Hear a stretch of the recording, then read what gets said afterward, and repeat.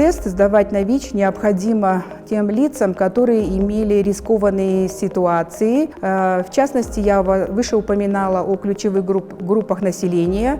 Так им нужно сдавать тест даже дважды в год. Остальные люди, если не имели рискованных ситуаций, особо не имеет такого значения.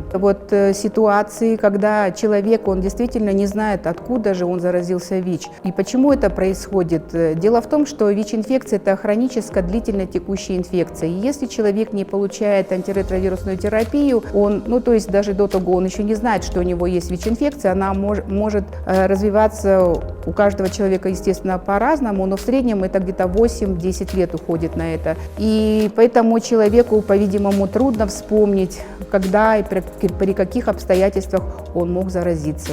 И очень много мифов о ВИЧ-инфекции, о передаче этого вируса, что в бананах может содержаться вирус, и в апельсинах, в автотранспорте иглы расставлены, в кинотеатрах тоже это имеет место. Но это в действительности все мифы. ВИЧ не передается таким образом. Для того, чтобы заразиться ВИЧ, мы выше упоминали уже о 3 путях передачи. Это через кровь, от матери к ребенку и половым путем.